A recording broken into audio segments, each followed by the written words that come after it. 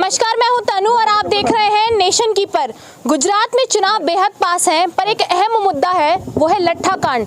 जब लट्ठा कांड हुआ था, जहरीली शराब यहां पर बिकी थी, उसमें कई लोगों की मौत हो गई थी और ये खबर बहुत चली थी। तो हम उसी की कवरेज के लिए गांव में आए हैं। ये वो घर है जहां से एक व्यक्ति की मृत्यु हो गई थी जहरीली शराब पीने से।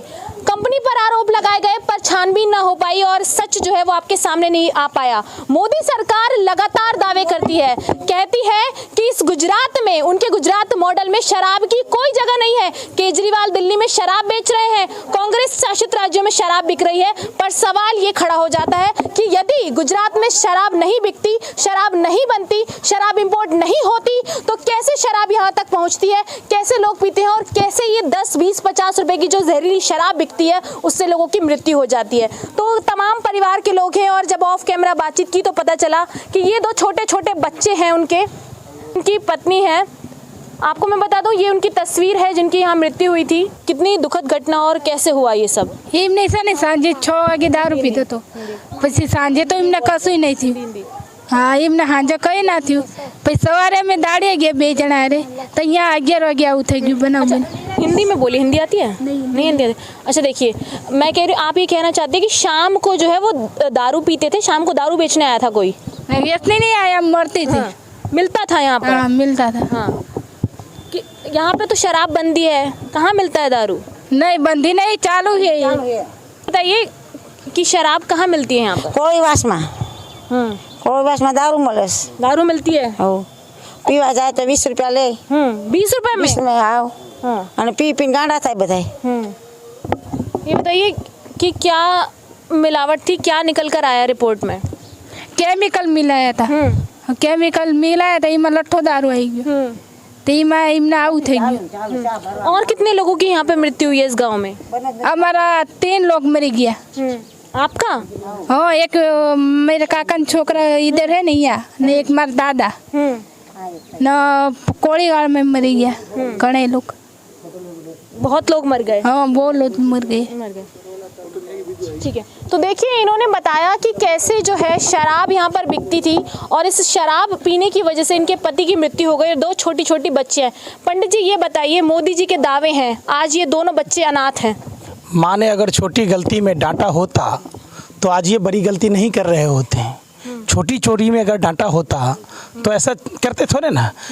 लगातार विश्व में सबसे बड़े झूठ बोलने वाले त्रिलोकी फेकेश्वर, झूठेश्वर प्रधानमंत्री हैं अपने। बड़े दुख के साथ कहना पड़ रहा है कि प्रधानमंत्री जी, आपका घर परिवार नहीं है, आपको कोई चिंता नहीं है, लेकिन उन परिवारों की सुधि लीजिए और आपकी सरकार को लेनी चाहिए। ज़रा इन 2 मासूम बच्चियों को देखिए, इनके सुहाग गुजर गए, इनके सर से पिता का साया चला गया, बच्चे यतीम हो गए, फिर भी सरकारी मुआवजा देना तो दूर की बात है, इनको सांत्वना देने तक नहीं आई है। सबसे दुख की बात है, जो सरकार चुनाव प्रचारों में अरबों रुपया पानी की तरह बहा देती है, उस सरकार में बैठे हुए लोग वो भी गुजरात के होने का दम भरते हैं। ये कौन लोग हैं? ये कोई पाकिस्तान से तो आए नहीं, ये तो हिंदुस्तान के गुजरात के ही हैं। और वो उस समय दुख और ज़्यादा हो जाता है, जख्म और भी हरा भरा हो जाता है जब प्रधानमंत्री, गृह मंत्री इसी क्षेत्र से आते हैं और यहाँ डबल इंजन की सरकार है। सरकार के संरक्षण में पूरे गुजरात भर में दारू की भट्टियों का संचालन होता है। कौन लोग हैं जो ये दारू के रैकेट को चलाते हैं? कौन लोग हैं जो बापू के इस जन्मस्थली कर्मस्थली पर ड्रग्स रैकेट चलाते हैं? कौन लोग हैं जो जाली नोट छापने की मशीन बरामद होने के बाद भी और जाली नोट बरामद होने के बाद भी जो जिससे देश की अर्थव्यवस्था ध्वस्त होती है, उसके बाद भी मोदी सरकार और देश के दलाल मीडिया के तमाम पत्रकार इस पर डिबेट शो नहीं करती है? तो निश्चित तौर पर जरा पूछिए इनकी उम्र ही क्या है, जरा इनकी आंसुओं की तरफ देखिए। क्यों नहीं आप इस गुजरात के लोगों को पूछते हैं? ऐसे कई लोग हैं, मैं किन किन को बात बताऊं? आप बताओ कि क्या इन बच्चों के परवरिश के लिए क्या प्रधानमंत्री गोद नहीं ले सकते? क्या इन मृतक के आश्रित को, इनकी विधवा को क्या प्रधानमंत्री पैसे नहीं दे सकते, मुआवजा नहीं दे सकते? प्रधानमंत्री तो घोषणावीर हैं, हर बात में घोषणा करते हैं, हर जगह भारत में कैमरे पहुंच जाते हैं हमारे प्रधानमंत्री जी। कैमरा जी भी प्रधानमंत्री, जरा अपना कैमरा लेकर यहाँ भी आइए, देश ने देखा है कि प्रधानमंत्री जी का बस नहीं चलता। अगर वो शौच करने भी जाते तो वही वहाँ कमरा जाता। देश देख रहा था, चाहे वो बनारस में डुबकी ले रहे थे, चाहे अयोध्या में दीपोत्सव का कार्यक्रम था। जरा इन घरों में भी तो दीपक जला जाइए प्रधानमंत्री जी। आप इतने अमानवीय निष्ठुर कैसे हो सकते हैं? आप गरियाली आंसू बहाते रहते हैं पूरे देश के लोगों को। ये हिंदू परिवार के लोग हैं, ये कोई मुसलमान नहीं है प्रधानमंत्री जी जिससे कि आपको नफरत है। ये लोग भी हिंदू हैं और ये खांटी हिंदू हैं। पूछिए कि हिंदू है या नहीं है। ये प्रधानमंत्री जी सर्टिफिकेट बांट रहे हैं हिंदू का। और हिंदुओं को जब कहता है सब आदमी हिंदू खतरे में, तो ये दोनों बच्चे जो हिंदू परिवार से आते हैं, प्रधानमंत्री जी आपकी पार्टी और आपकी पूरी सरकार कब इन हिंदुओं के बारे में सोचेगी? बताओ तो सही। ये सिर्फ और सिर्फ हिंदुओं को मौत के मुंह में ढकेलती है। ये हिंदुओं के नाम पर व्यापार करती है, हिंदुओं के नाम पर राजनीति करती है, हिंदुओं के नाम पर सिर्फ वोट बैंक की राजनीति करती है। जब एक हिंदू परिवार यतीम हो गया, जब एक हिंदू परिवार, देख लीजिए, पूछने तक नहीं आ रहे। ये है इनका हिंदुत्व। कहते हैं औरंगजेब ने ये कर दिया, और मुगल बादशाह ने ये कर दिया। आपने क्या किया भैया? आपने मुजरा गया है? आप जिस गुजरात से हो उस गुजरात में नहीं पूछ रहे। जरा इन बच्चों की मासूमियत देखिए, ये अभी कुछ भी नहीं जानते। लेकिन प्रधानमंत्री को बाल ना बच्चा नींद पड़े अच्छा कोई तो है नहीं। प्रधानमंत्री चाहते हैं कि पूरा देश जैसे जसोदाबेन के मांग में सिंदूर भर के छोड़ दिया, हर आदमी अपना घर परिवार छोड़ दे, तो ऐसा नहीं होता। प्रधानमंत्री जी शर्म कीजिए। गुजरात का चुनाव है और खुले मन से चुनौती देता हूं कि मैं आपके गुजरात में हूं। आप कहते हैं आप अपने विरोधियों की हत्या करवा देते हो ना, NSA में यूपी में डाल देते हो ना, देखता हूं किसकी माँ ने दूध पिलाया है कि हम जैसे को रोक ले। मैं सुभाष चंद्र बोस का वंशज हूँ, मैं खुदीराम बोस का वंशज हूँ। मैं नरेंद्र मोदी और अमित शाह जैसे कुकर्मियों से नहीं डरता। देखिए, बेहद ही एक दर्दनाक घटना है और तिलकधारी जी और बाल योगी जी दोनों हमारे साथ हैं।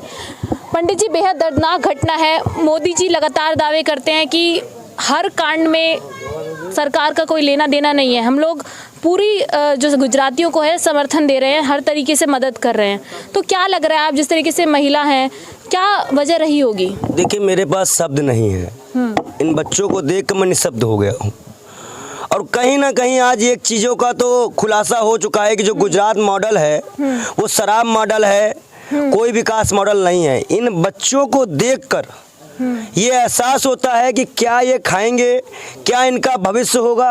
और हिंदू धर्म, सनातन धर्म में मदिरा पान पूरी तरह से वर्जित है, नहीं पीना चाहिए। और हिंदुत्व के नाम पर सरकार बनाने वाले, राम मंदिर के नाम पे सरकार बनाने वाले, क्या भगवान राम अयोध्या में जो मंदिर बन रहा है, क्या वो ये चीज़ें देखकर इस सनातनी सरकार से खुश होंगे? क्या इन बच्चों का जब आंसू फोटो में जाता होगा अपने पिता के चेहरों से, जब वो इनके आंसू निकलते होंगे, तो क्या वो खुशी होंगे? ये किस तरह से अमानवीय घटना है। और देश के प्रधानमंत्री, गृह मंत्री अपने गृह क्षेत्र में दौरे नहीं कर सकते, मुआवजा नहीं दे सकते, उनके लिए मकान की व्यवस्था नहीं कर सकते। मैं सरकार से मांग करता हूं कि इस पीड़ित परिवार को हर महीने कुछ दिया जाए, इन लोगों की सरकारी नौकरी की व्यवस्था की जाए, इन बच्चों को पढ़ने के बाद सरकारी नौकरी दी जाए, इनको अच्छी शिक्षा दी जाए, जिनके याद आगे पीछे कोई नहीं है। संसार में जितने भी कांड देखिए आप, इतने भी धूर्त निकले हैं, उन धूर्तों की लिस्ट निकालिए, सबसे ऊपर के जो धूर्त हैं वो आपको दिख जाएंगे। माननीय अमित शाह जी अपने बेटे को तो BCCI चेयरमैन बना सकते हैं, और भी नेता के बेटे विधायक मंत्री भाजपा के बन सकते हैं, लेकिन इनके बच्चों को कौन क्या बनाएगा?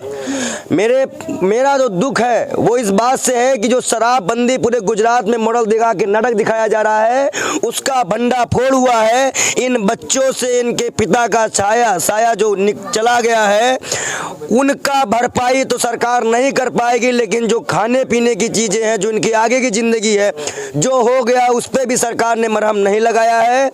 इस बेशर्म सरकार से सीधा संदेश है कि प्रोपेगेंडा बंद कर दे धर्म के नाम पर। मैं बाल योगी खुला निमंत्रण देता हूं इनको कि ये गली मोहल्ला कहीं भी तय कर लें, अब आके हिंदू धर्म पे चर्चा कर लें और सनातन पे चर्चा कर ले, और उसके बाद अगर इनको न्याय न देना पड़ गया तो मेरा नाम भी पंडित बाल योगी नहीं। मोदी जी के गढ़ में गांधी की भूमि पर शराब बिकती है और इस शराब जो लट्ठा कांड है उसमें कई लोगों की मृत्यु हो जाती है और कई परिवार उजड़ जाते हैं। कोई पति खो देता है, कोई महिला विधवा हो जाती है, कोई बच्चे अनाथ हो जाते हैं। तो ये घटना बेहद दर्दनीय है और झकझोर कर रख देती है। तो यही है कि प्रधानमंत्री जी से यही उम्मीद है और यही आशा है कि वो इस परिवार को मुआवजा दें, इन बच्चों के लिए कुछ करें। इनका कोई भाई नहीं है, इनके सर पर किसी का साया नहीं है, पिता का साया उठ चुका है, महिला विधवा हो चुकी है। तो प्रधानमंत्री जी जिस बड़े बड़े दावे को गुजरात मॉडल में करते हैं, शराबबंदी की बात करते हैं, ये उसकी ज़मीनी हकीकत है, ये लट्ठा कांड की हकीकत है कि कैसे जो है परिवार गुजारा कर रहा है। ऐसी वीडियो के लिए बने रहिए मेरे साथ। मैं तनु, नेशन कीपर से।